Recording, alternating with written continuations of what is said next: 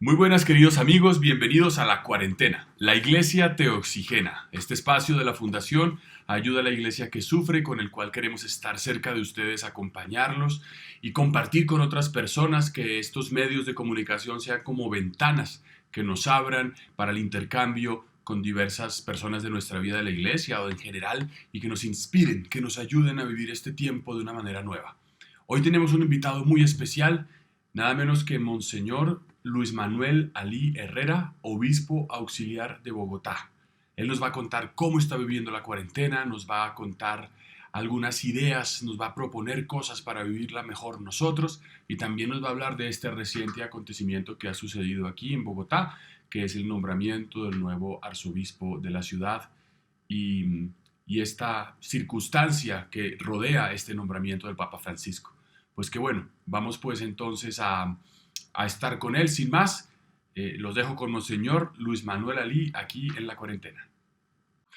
Buenas queridos amigos, estamos muy contentos, bienvenidos a La Cuarentena, porque tenemos la presencia de Monseñor Luis Manuel Alí Herrera, nuestro obispo auxiliar de Bogotá, uno de los obispos auxiliares, y es para nosotros una alegría, una ilusión, un estímulo contar con un pastor de la iglesia en nuestro espacio. Bienvenido, Monseñor Luis Manuel. Muchas gracias, Astolfo. También a todos aquellos que nos acompañan en tu programa, que ya se ha vuelto muy famoso en los medios. Eso para mí es una alegría muy grande, pues, participar contigo de este espacio, La Cuarentena, ¿cierto? Muchas gracias Que se por llama esos así. elogios, que no serán tantos, pero es una alegría este compartir. Querido Monseñor Luis Manuel, esta experiencia nos toca a todos. Aquí no se salva nadie, ni el más alto ni el más bajo. Todos estamos unidos como seres humanos, viviendo el confinamiento, viviendo la incertidumbre, el riesgo de la enfermedad, todo lo que supone esta experiencia humana. Lo primero que le preguntaría es cómo está viviendo, cómo estás viviendo estos días a nivel humano, a nivel espiritual, como pastor de la iglesia, como obispo. ¿Cómo estás viviendo este tiempo? Bueno, yo creo que como todos, empecé con una negación. Cuando comenzamos, yo dije, bueno, esto será cuestión de una semana, de 15 días, entonces no tengo que cancelar ninguno de los viajes que tengo, ninguna de las actividades. Esto, pues, si somos juiciosos, en un tiempo, pues todo se va a solucionar. Pero bueno, ya que me cuentas cosas, cómo estoy viviendo, pues te comento que mi hermano de sangre es neumólogo Mm. y está en primera línea. Entonces, pues desde el principio hemos hablado con él, con Abraham, y pues él me ha abierto también los ojos con realismo de lo que está sucediendo. Y por eso desde el principio empecé yo a quitarme esas escamas de negación y de pensar que la cosa iba a ser de pocas horas o de pocos días, y darme cuenta que esto nos va a acompañar meses y tal vez años. Entonces, por eso, pues empecé yo a organizar mi vida, eh, sabiendo pues que tenía que estructurarla por medio de la oración, de la lectura, del estudio, del trabajo, de compartir con familia, con mis amigos. Y pues ha sido unos días muy intensos. De hecho, ya llegué a un momento, me acuerdo en la segunda semana, en que dije, no, espérate un momentico, tengo que empezar a organizarnos, si no, estoy durmiendo menos de lo que dormía antes, estoy en reuniones más pesadas que las que tenía antes. Estas reuniones por Zoom son pesadísimas. Eh, Horas, horas. entonces, horas y horas y horas. Entonces, pues empecé a organizarme aquí pues donde estoy viviendo, que es la casa donde vive también el cardenal. Y pues bueno, ha sido muy, muy interesante, pues todo el día a día también con él, el compartir con mi familia por medio de las plataformas digitales, y responder a todo el trabajo que sigue siendo igualito, pero entonces ya no físicamente, sino por medio de teletrabajo y de conferencias virtuales y de charlas y de cosas. Pero también algo muy bonito, yo nunca había hecho cosas como, por ejemplo, rezar en familia, Ah, con primos, con tíos que están en Estados Unidos, en Cali, en Barranquilla, en Cartagena, nos conectamos. eh, pues mi familia es muy grande, gracias a Dios, entonces un día nos conectamos con unos, otro día nos conectamos con otros, otros días hacemos con algunos amigos reflexiones de la palabra, el Santo Rosario. Es decir, hay cosas que ha sido también una gracia muy grande que el Señor me ha permitido vivir en estos días. En estos días nos llegaba por un audio una reflexión tuya como de manera poética, artística, como de este tiempo. Me pareció muy especial. La vamos a poner al final de este video porque a mí me parece que tiene una fuerza preciosa. Pero sí te quisiera preguntar eso de dónde salió. ¿Es una composición tuya o esta experiencia No, que con tu voz sí hablaba? es un poema de Alexis Valdés que, según entiendo, se lo regaló al Santo Padre y pues me pareció lindísimo. De hecho, lo hice también tema de una de mis predicaciones dominicales. Cuando la tormenta pasa, esa petición que les suplicamos a nuestro buen Dios que nos haga mejores como Él nos había soñado. Pues fíjate, eso es lo que nos permite también esta cuarentena, volver a, digamos, a leer más, a reflexionar más, a degustar más la oración.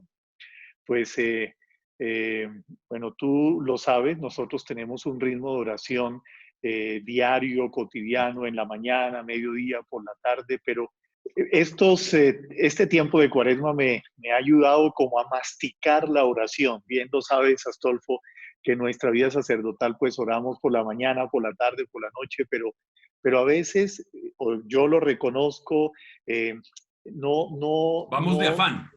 vamos como de afán. Y este tiempo, bendito sea el Señor, me ha ayudado como a masticar la oración y eso me ha servido como a meditar más profundamente pues los textos bíblicos y la palabra y me ha ayudado como a volver a una cantidad de fuentes que estaban ahí y que por el afán no era posible contemplarlos con esa belleza como este poema que me dices de Alexis Valdés. Oye, pues yo me atrevo a ser curioso contigo porque creo que esto puede ser inspirador. Cuando dices que has vuelto a fuentes, a cosas que te han de nuevo como inspirado, ¿nos podrías compartir alguna, aparte de este poema, que de pronto a los que nos oyen les puede sugerir horizontes? Porque pienso que lo que tiene más fuerza para compartir con otros es lo que nosotros mismos hemos vivido. Entonces, en estos días, ¿qué otras cosas nos puedes sugerir que tú hayas experimentado? Bueno, sobre todo, digamos, como volver a, a sentarme y a meditar por medio de la Lectio Divina en los textos de todos los días de la palabra de Dios y sobre todo los textos de los domingos. Estamos afortunadamente en este tiempo de Pascua, entonces lo que he hecho fue un ejercicio que me enseñó un director espiritual hace muchos años y mea culpa, lo confieso, dejé de hacerlo. Es el texto del Evangelio del domingo siguiente, es decir, por ejemplo, el próximo domingo es el texto del buen pastor, Jesucristo es la puerta. Comenzar a meditarlo desde el lunes anterior, ¿sí? Es decir, ayer ya comencé a meditar este texto de la puerta, también acompañado la primera, la segunda lectura y el salmo del próximo domingo. Y empezar, digamos, a rumiarlo, ¿sí? Empezar a degustarlo, a meditarlo, a abrir la Biblia y en la Biblia, pues esos textos aparecen como unos paralelos ahí que nos lanza, por ejemplo, algunos salmos, algunos textos del Antiguo Testamento. Por ejemplo, este del próximo domingo ya nos sugieren el Salmo 23, nos sugieren el Salmo de los pastores necios de Ezequiel, nos sugieren algunos textos del Antiguo Testamento referidos a los pastores de Israel. Entonces es pues leerlos, no solamente saber que están ahí, sino volver a esas fuentes y empezar, digamos, a rumiar, a masticar, a degustar todos nuestros hermanos y hermanas del camino neocatecumenal dicen, creo que la escrutatio, si no estoy mal. Eso es, en términos costeños, es la rumiatio. Genial. Rumiar como una vaca, una y otra vez más esos textos y volverlos a degustar. Es decir, en eso me refiero volver como a las fuentes, lo que ya tenemos, pero realmente hacerlo de una manera muy profunda, muy, muy paciente y trabajándolo muy seriamente estos textos. Eso es lo que le recomiendo a la gente. Muchísimas gracias. Y otra cosa, yo sé que tú tienes muchas aptitudes culinarias y todo ese tipo de cosas. En este tiempo de cuarentena te ha tocado hacer otras tareas que no sueles hacer habitualmente, como cocinar, limpiar o este tipo de cosas. O ahí en la casa, en el Palacio Cardenalicio, Arzobispal. la cosa está manejada, porque esa casa tan grande me imagino que debe ser difícil limpiarla.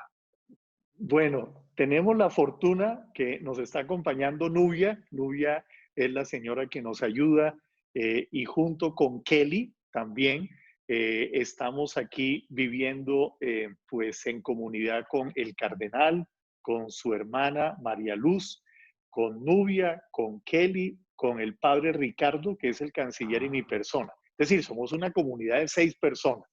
Entonces, pues ellas, Nubia y Kelly, nos siguen Los consintiendo, es cuidan. decir, nos cuidan. Entonces, No no he ha tenido tocado que esa cocinar faena y no, todavía.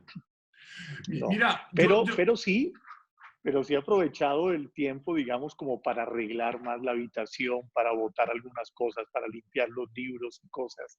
Sí, eso sí lo he hecho. para apropiarte del propio espacio que a veces se queda un poquito al Exacto, margen.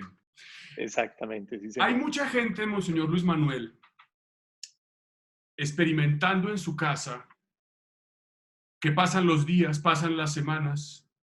Hay todo tipo de situaciones que son conocidas por todos, el horizonte de una eventual pérdida de trabajo, una dificultad económica, o también la convivencia en un espacio ya más pequeño, dificultades que vienen quizás de atrás en las familias. Pero de cara a esta situación de confinamiento y de un horizonte, como lo planteabas, digamos, incierto, ¿qué les dirías a las familias, a los jóvenes, a los estudiantes, a las personas mayores, a los matrimonios, a la gente que está sola quizás, para vivir este tiempo? ¿Qué palabra le darías hoy para abrirles un horizonte en esta circunstancia? Bueno, yo les diría 2 cosas. Primero, vivir con realismo lo que hemos tenido que sortear como humanidad en este momento, porque aquí nadie se salva, ¿sí? Ante esta situación. Realismo significa evitar toda negación, evitar, digamos, toda especulación y digamos, todo mecanismo de defensa, de huida, es decir, Ujú. de pensar que mágicamente esto se va a solucionar, no se va a solucionar mágicamente. Esto nos va a acompañar por mucho tiempo. No sabemos cuánto. Es que ese es el problema, que no tenemos la más remota idea cuánto. Puede ser que en septiembre ya tengamos una vacuna, pero la vacuna tiene que ser probada, es decir, y eso serían otros 8, 9 o 10 meses. Entonces, por eso, digamos, primero hay que afrontar esto con mucho realismo. Y el realismo significa que nos vamos a encontrar con todo eso que son nuestros conflictos que están en nuestro corazón, pero también que están en nuestras familias. Ujú. Entonces, si antes teníamos problemas familiares, pues con la convivencia esos problemas se van a agudizar. Si antes yo tenía, digamos, momentos en los cuales me entristecía, pues esa tristeza se va a agudizar. Si antes sentía que pues todo como que lo veía de una manera muy pesimista, muy probablemente ese pesimismo se va a agudizar. Entonces, eso es lo primero.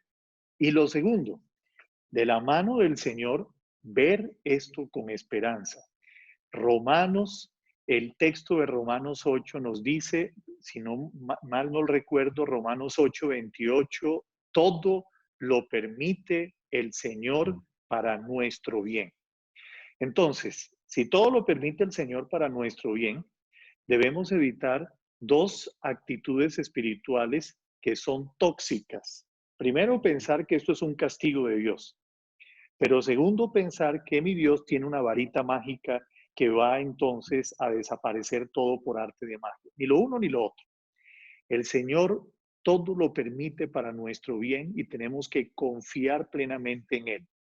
Pero sabemos que el Señor en su providencia nos ha dado inteligencia, creatividad, asertividad, resiliencia, y esto es lo que tenemos entonces que sacar adelante.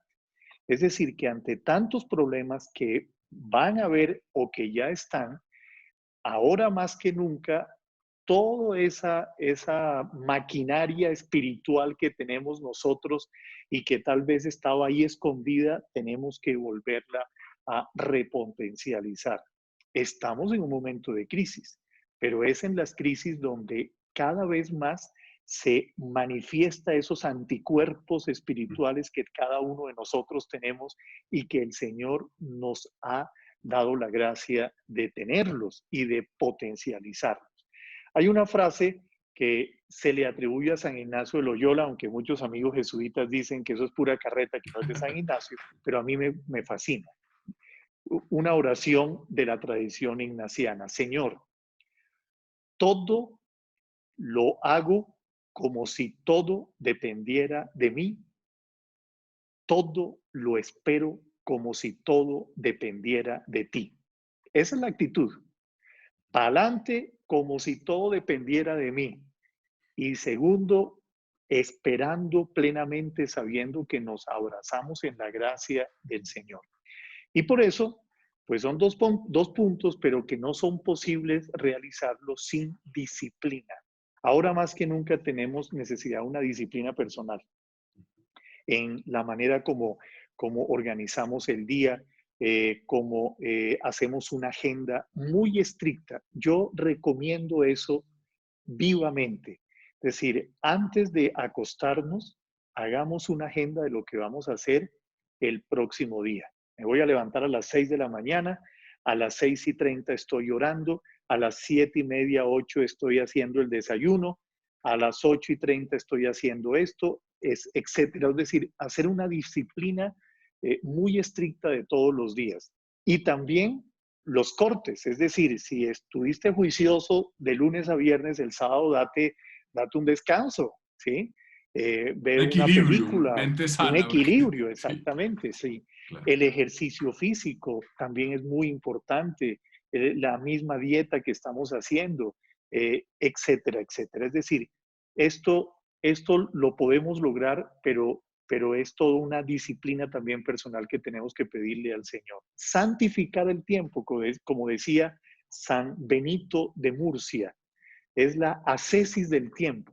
Fíjate que en estos momentos también, estoy hablando mucho, Astolfo, qué pena. No, estamos felices. No pare, no pare, no pare. Yo es que Yo creo yo que tomo nota con toda atención. en este momento, a mí me parece que una de las cosas, una de las fuentes que tenemos que volver es a los padres de la iglesia y a los padres espirituales, al monaquismo, tanto oriental como occidental. Y te voy a citar dos santos monjes, uno de Occidente y uno de Oriente. Occidente, San Benito de Murcia, ora et labora, reza y trabaja. Es decir, la disciplina de los monjes tiene que volver una vez más a ser nuestra disciplina, ser muy juiciosos en eso. Y segundo, San Efrén el Sirio, que es un monje oriental de Siria, por supuesto, San Efrén el Sirio, él decía una cosa: el pecado es la falta de integración. La santidad es la vida integrada. Es decir, una vida santa es una vida que está integrada todos los días. Una vida integrada. Aló. Te estamos siguiendo, está perfecto. Ah, perfecto. Una vida integrada todos los días. Entonces, eso me parece que la riqueza del monaquismo, tanto occidental como oriental, tenemos que volverla Perdona la a interrupción. ¿Podrías explicar un sí. poquito más qué significa una vida integrada y qué significa el pecado como desintegración? Sí, San Efrén el Sirio dice que, digamos, cuando vivimos una vida en pecado, significa que vivimos una vida desintegrada con nuestro cuerpo, con el tiempo, con las personas, con la naturaleza. Entonces, cuando hay una desintegración con todo eso, entonces todo lo vivimos como si fuera, digamos, puzzles, como si fuera Rompecabezas, piecitas, rompecabezas, fichitas. piecitas, pero piecitas que no están unidas, sino Wow. que piecitas que están desintegradas. Entonces, las personas no las vemos integradas, ¿sí? Sino que las vemos como si fueran unas cosas, como si fueran unos objetos, entonces puedo utilizar a las personas. La naturaleza no la veo integrada en toda la riqueza y la belleza de la creación. Entonces puedo ir respetar a la vaca, puedo entonces botar basura y no me importa nada, puedo ser irresponsable con la creación. Bien. Conmigo mismo, entonces no integro el tiempo, entonces soy desorganizado, no hago las cosas bien, hasta en la misma comida, entonces estoy desintegrado, no tengo una dieta estable, no tengo una dieta alimenticia juiciosa, ¿sí? Eh, Ahora me estoy acordando una cantidad de citas que son citas que no son estrictamente históricas, pero son buenísimas. Otra de Santa Teresa de Jesús decía que la monja Teresita, perdón, Teresa la Grande, cuando visitaba a sus monjas en el convento, iba y al primer sitio que visitaba no era la capilla para ver si estaban rezando, sino que iba a probar la sopa. Y entonces si la sopa estaba rica y estaba bien condimentada, decía, estas monjas sí son santas. Pues eso se refiere entonces lo de la integración de San Efrén el Sirio. Cuando todo está integrado, hasta la sopa sabe rico. Maravillosa idea. Cuando todo está integrado, no hay un sitio en la casa desordenado. No hay un sitio en la casa que esté, digamos, como sucio. Todo está en su orden. Esa es la integración de San Efrén el Sirio, que es el signo de santidad. Clarísimo. Hay una pregunta que yo debo hacer, no sé, que es inevitable. El pasado sábado, si no me equivoco, salió públicamente la noticia de que el Santo Padre ha nombrado a Monseñor, Su Excelencia Monseñor Luis José Rueda, hasta ahora arzobispo de Popayán, como nuevo arzobispo de Bogotá. Esta coyuntura, este nombramiento, digamos, en medio de la coyuntura, desde luego que se presta para una lectura espiritual de ese signo, de este momento. Y yo veo que Monseñor Luis Manuel, como obispo auxiliar, que está, digamos, en la trinchera junto al arzobispo, con el cardenal Rubén, en esta transición, yo quisiera pedirle una palabra frente a este nombramiento para los fieles, cómo recibirlo, cómo leerlo, cómo acoger al obispo entrante, cómo agradecer y orar por el señor cardenal Rubén. Una palabra sobre este momento. Bueno, recibimos con una inmensa alegría a nuestro pastor Luis José Rueda Aparicio. Es un gran hombre, humilde, sencillo. Él ya lo ha presentado en los medios como una persona, pues que sobre todo, digamos, con una sensibilidad social por los indígenas, por los campesinos. Y pues ahí está el corazón del Papa Francisco expresado en este nombramiento. Y me parece que va en la misma línea del señor cardenal, aquel que pues en todo este pastoreo de la Arquidiócesis de Bogotá ha sido muy sensible a las periferias existenciales, es decir, a todo aquello que en Bogotá realmente es un signo de pobreza, de marginación, de dolor, como ese, todo lo que estamos viviendo, lo que hemos vivido siempre en la capital y especialmente lo que estamos viviendo. Entonces, lo primero es saber que hay una línea de continuación del pastor que en este momento deja la Arquidiócesis de Bogotá y Luis José Rueda Aparicio. Por eso, ante tu pregunta, pues primero tenemos que darle gracias al Señor por estos 10 años que el señor cardenal nos ha acompañado. Y segundo, pues darle gracias al Señor por este nuevo pastor que Él nos regala. Y pues son circunstancias sui generis, no vamos a poder salir con banderitas, no vamos a poder venir a la catedral a- a saludarlo y abrazarlo, nada de eso. Va a venir con, como un pastor discreto, y muy probablemente pues la posesión va a ser así, una ceremonia pues que sin duda alguna se transmitirá por las plataformas y por televisión, pero será con muy poca gente para respetar todas las reglas que nos ha dado el Estado colombiano. Pero sin duda alguna desde el primer momento va a estar muy cerca de todo el mundo. Es decir, es una persona que también está muy presente en las plataformas digitales desde hace tiempo, desde que era obispo de Montelíbano. eh, por WhatsApp manda a cientos de personas su homilía diaria. Se han multiplicado en eh, estos días los grupos de sí, WhatsApp recibiendo su mensaje diario impresionantemente. exactamente. Entonces, yo creo que ese va a ser como me imagino, su estrategia en un primer momento que va a utilizar si va a ser limitado el contacto físico con sus fieles, pero desde el primer momento lo vamos a sentir muy presente en nuestra arquidiócesis de Bogotá. Y creo que tenemos que recibirlo con cariño y con mucho aprecio, porque realmente es una bendición muy grande. De hecho, Astolfo, fíjate que era una de las cosas que nos preguntábamos en toda la iglesia, si digamos, si el trabajo diario del Santo Padre iba a disminuirse. Y no, él sigue nombrando obispos, sigue haciendo presencia en la iglesia, sigue eh, tal cual en su pastoreo universal, y ese es un signo pues que nos ha dado un pastor en medio de esta pandemia, pero nada absolutamente se ha parado en la iglesia. Muy por el contrario, parece como si el Espíritu Santo en su creatividad nos ha mostrado nuevas maneras de ser iglesia en este momento.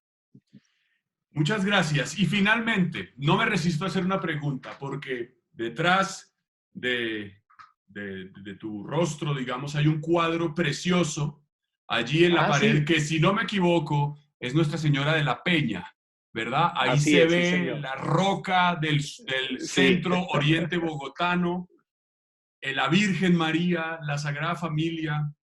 Eh, ¿Qué pensamiento tendrías para terminar, como solemos terminar la liturgia de la misa o muchas cosas mirando a la Virgen? ¿Qué pensamiento nos compartirías de la Virgen en este tiempo? Y sobre todo ese cuadro, ¿qué significa ese cuadro tan hermoso? bueno, Astolfo, tú que eres una persona muy sensible, te diste cuenta de este cuadro y fue a propósito que me puse aquí precisamente para que este cuadro me acompañara. Mira, qué maravilla, qué maravilla. Bueno, este cuadro es del maestro Gonzalo Ariza, es uno de nuestros grandes paisajistas colombianos. Gonzalo Ariza es uno de los apasionados por el oriente bogotano, por eso sus pinturas, después de toda la influencia que tuvo del arte japonés, sobre todo, pero fue una obsesión que tuvo por pintar todas estas montañas de oriente Yo te puedo de hacer un Bogotá. favor. ¿Tú tienes un iPad? Sí, ¿Nos puedes mostrar más de cerca ese cuadro con tu iPad? claro que sí, con mucho gusto. Y nos vas contando Mira, eso que estás diciendo. O sea, que tiene influencias orientales como japonesas, chinas. ¡Qué sí, belleza! bueno, si quieres entonces, mira, porque aquí yo tengo algunos cuadros más de Gonzalo Ariza. ¡Qué Entonces, maravilla! Claro. fíjate, este Gonzalo Ariza es cuando él estaba aprendiendo a pintar y mira, es toda la experiencia pues Tiene un sabor todavía como de oriental, ¿no? influencia japonesa, Completamente. sí, un sabor oriental, exactamente. Parece como una estampa japonesa, ¿verdad? Claro, así Luego es. entonces viene este Gonzalo Ariza que empieza a obsesionarse con todas las montañas de Oriente, fíjate, ¿sí? ¡Qué belleza! ¿Eso qué es? Y ¿Una acuarela? ¿Es la técnica es acuarela? es acuarela, Ok. es acuarela, sí. Y ahora te voy a mostrar un óleo de Gonzalo Ariza, que es ya, digamos, su obra madura.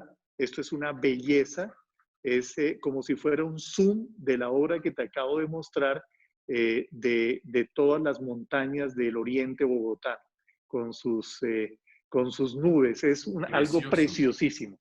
Y entonces Gonzalo Ariza pinta este cuadro, ¿sí?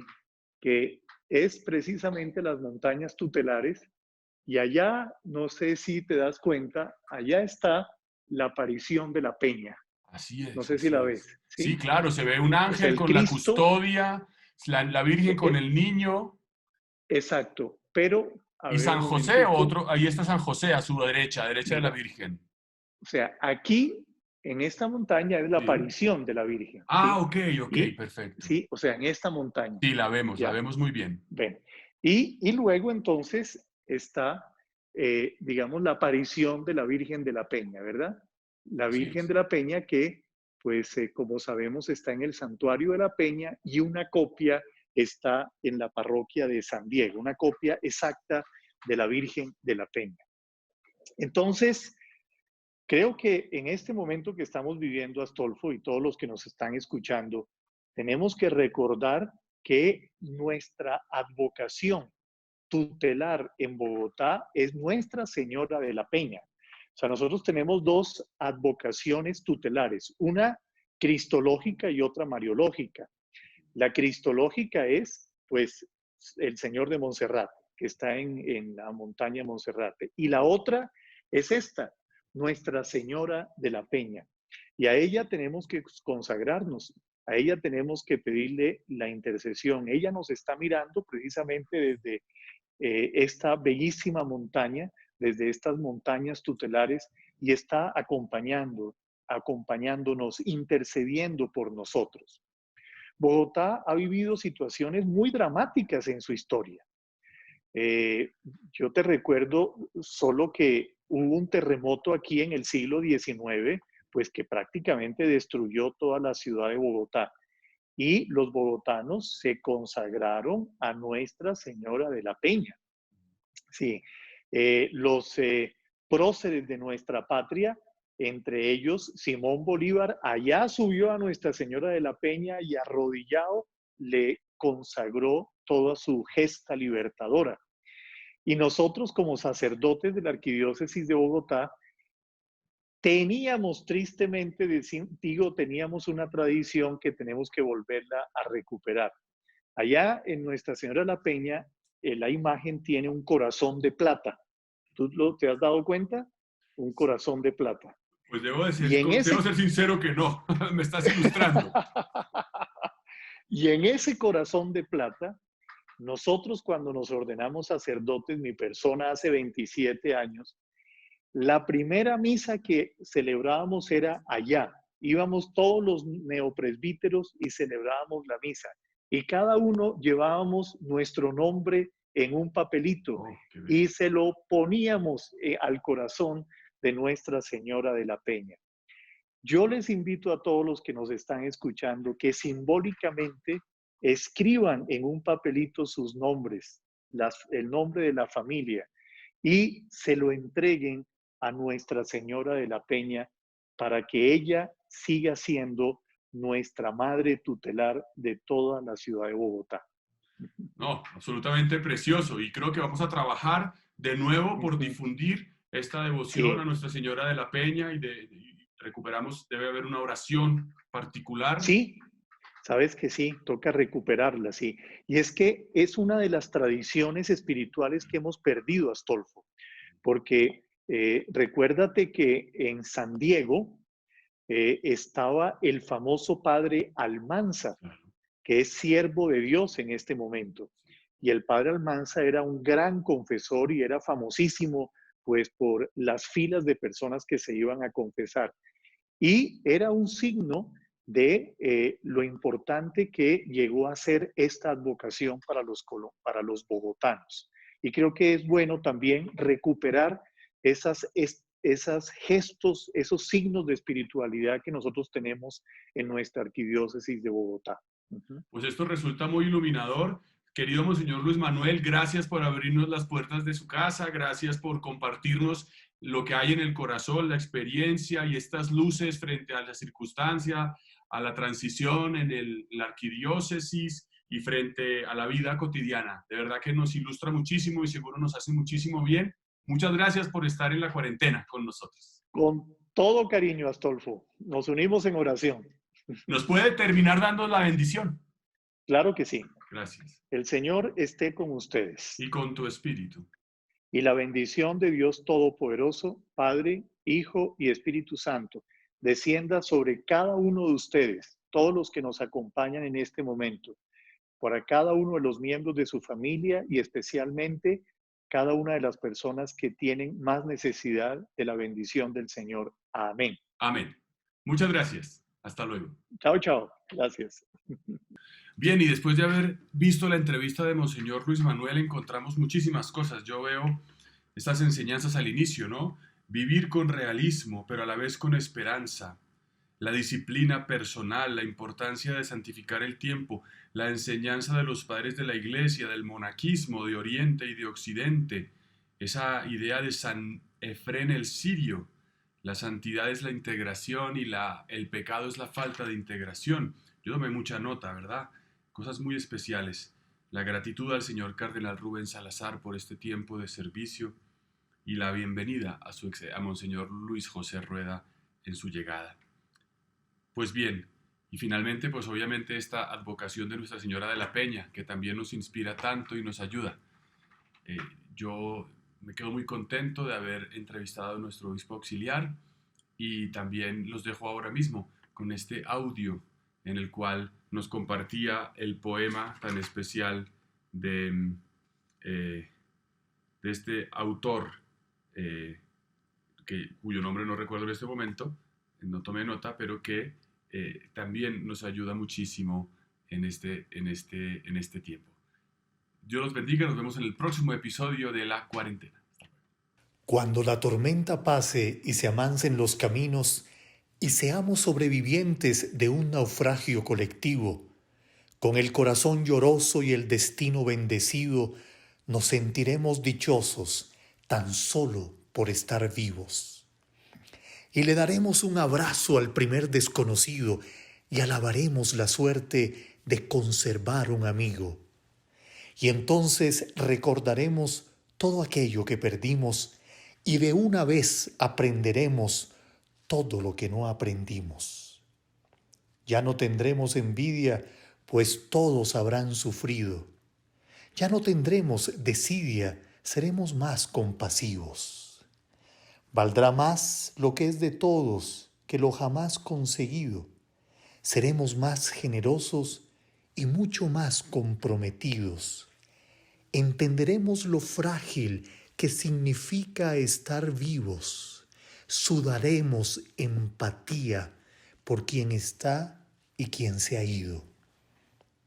Extrañaremos al viejo que pedía un peso en el mercado, que no supimos su nombre y siempre estuvo a tu lado. Y quizás el viejo pobre era tu Dios disfrazado. Nunca preguntaste el nombre porque estabas apurado. Y todo será un milagro.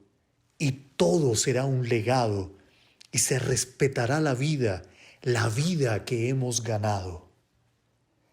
Cuando la tormenta pase, te pido, Dios, apenado, que nos devuelvas mejores, como nos habías soñado.